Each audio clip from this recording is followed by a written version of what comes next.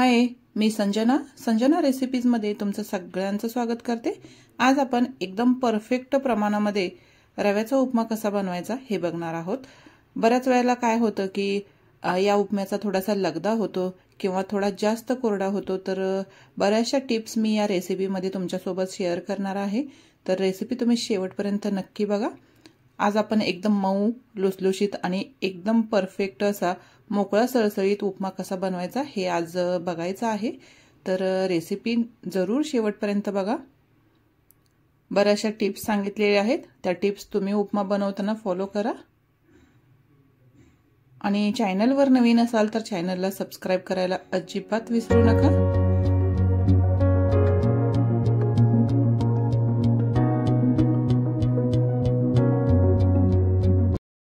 आपल्याला इथे टोमॅटो लागणार आहे, थोडेसे शेंगदाणे घेतलेले आहेत, कांदा घेतलेला आहे, थोडीशी उडदाची डाळ, मिरची, कढीपत्ता आणि थोडंसं कोथिंबीर आणि एक बाउल मी इथं जाडसर रवा घेतलेला आहे। तर सहज बाजारामध्ये उपलब्ध होतं हा रवा। तर या रव्याचा आज आपण उपमा बनवणार आहोत। गॅसवरती मी एक कढई ठेवलेली आहे। आता याच्यामध्ये हा रवा घालायचा आहे। रवा आधी स्वच्छ निवडून घ्यायचा आहे आणि याला चांगलं 4 ते 5 मिनिट आपण मीडियम फ्लेमवरती फ्राय करून घेणार आहोत। बऱ्याचदा सुरुवातीलाच तेल किंवा तूप घालून याच्यामध्ये रवा फ्राय केला जातो, पण मी असं नाही करणार। सुरुवातीला 1-2 मिनिटं कोरडाच रवा फ्राय करायचा आहे आणि 2 मिनिटांनंतर आपण याच्यामध्ये तेल किंवा तूप घालून आणखी 2 ते 3 मिनिटं फ्राय करू शकतो। तर हे पूर्णपणे तुमच्यावर अवलंबून आहे। जर तुम्हाला सुरुवातीला तेल घालायचं किंवा तूप घालायचं असेल तर तसंही करू शकता, किंवा मी ज्या पद्धतीने आता फ्राय करते तसंही तुम्ही करू शकता। तर आता हे छान 2 मिनिटं फ्राय झालेलं आहे, कलर सुद्धा थोडासा चेंज झालेला आहे। तर इथं 2 ते 3 चमचे इतकं तेल घालायचं आहे। आता परत आपल्याला 2 मिनिटं छान फ्राय करून घ्यायचं आहे। टोटल 4 ते 5 मिनिटं इतकं फ्राय करून घ्यायचा आहे। एकसारखा रवा परतत राहायचा आहे, म्हणजे करपणार नाही रवा। त्याच्यामुळे गॅसची फ्लेम मीडियम ठेवायची आणि मस्त असं याला थोडंसं गोल्डन कलर येईपर्यंत मस्त फ्राय करून घेऊयात।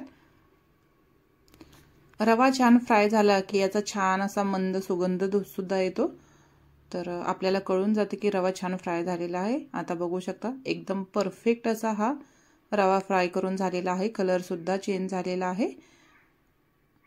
आता गॅस बंद करायचा आहे आणि हा रवा आपल्याला एका प्लेटमध्ये काढून घ्यायचा आहे आणि त्याच कढईमध्ये फोडणीसाठी 2 मोठे चमचे इतकं तेल घालायचं आहे।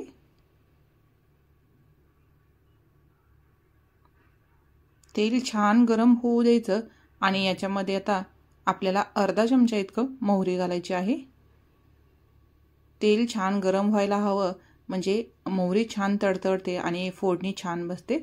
आता एक मीडियम साईजचा कांदा मी कट करून घेतला होता, ते देखील घातलेला आहे। थोडंसं याला फ्राय करून घेऊयात।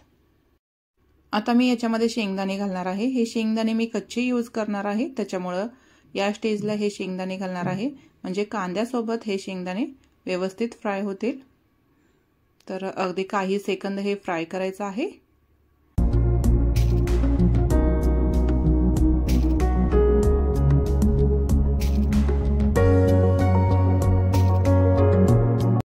आता हे सगळं 1 ते 1.5 मिनिट मस्त असं फ्राय करून घ्यायचं आहे तेलामध्ये, म्हणजे शेंगदाणे देखील भाजतील आणि डाळ आणि कांदा सुद्धा छान फ्राय होईल।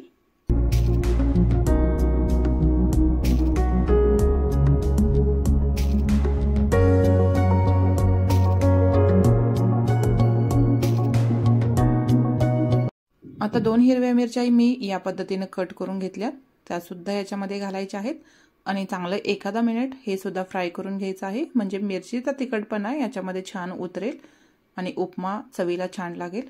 तर तिखटाच्या आवडीनुसार याच्यामध्ये मिरचीचं प्रमाण कमी जास्त करू शकता। अर्धा छोटा चमचा इतकं मी जिरं सुद्धा ॲड केलेलं आहे, कढीपत्त्याची 10-12 पानं, थोडासा हिंग देखील घालायचा आहे। आता हे परत एकदा फ्राय करून घेऊयात। अगदी काही सेकंद फ्राय करायचा आहे, जास्त फ्राय करायची गरज नाहीये। आता याच्यामध्ये एक टोमॅटो बारीक कट करून घेतला होता, ते देखील घालायचं आहे आणि परत एकदा मिक्स करून घेऊयात। अर्धा मिनिट फ्राय केल्यानंतर याच्यामध्ये बारीक कट केलेली कोथिंबीर सुद्धा घालायची आहे। हे सगळं मिक्स करून घेऊयात। आता बरेच जण या उपम्यामध्ये हळद पावडर वापरत नाहीत, मी थोडंसं हळद पावडर याच्यामध्ये घालणार आहे, तर तुम्ही जरूर घाला, कलर खूप छान येतो। आणि जर घालायची नसेल तर तुम्हाला टोमॅटो सुद्धा स्किप करावा लागेल, किंवा टोमॅटोचा कलर याच्यामध्ये उतरतो आणि थोडासा कलर चेंज होतो उपमाचा, एकदम पांढरा शुभ्र होत नाही। तर हळद घालायची नसेल तर टोमॅटो सुद्धा तुम्ही स्किप करू शकता। आता याच्यामध्ये रवा 1 वाटी घेतला तर मी इथं 2.5 वाटी पाणी घेणार आहे। जाड रवा आहे आणि हे परफेक्ट प्रमाण आहे, तर ज्या वाटीने रवा घेतला त्या वाटीने 2.5 वाटी पाणी घालायचं आहे।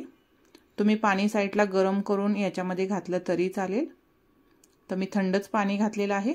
आता याच्यामध्ये चवीनुसार मीठ घालायचं आहे, अर्धा चमचा इतकं मीठ घातलेलं आहे आणि थोडीशी साखर सुद्धा घाला, उपम्याला छान टेस्ट येते। आणि याला 1 उकळी काढायची आहे, तर बघू शकता उकळी आलेली आहे। तर आपण भाजून ठेवलेला रवा याच्यामध्ये थोडा थोडा करून घालायचा आहे, व्हिडिओमध्ये बघू शकता। एका हाताने ढवळायचं आणि दुसऱ्या हाताने रवा सोडायचा आहे। आणि रवा सगळा घालून झालेला आहे, तर याच्यावरती एक प्लेट ठेवायची आणि 1 ते 1.5 मिनिट वाफ देऊन घ्यायची आहे। गॅसची फ्लेम एकदम बारीक ठेवायची, म्हणजे उपमा करपणार नाही। तर 1-1.5 मिनिट झालेला आहे।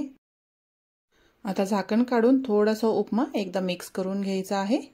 बघू शकता एकदम मऊ मोकळा असा उपमा आपला तयार झालेला आहे।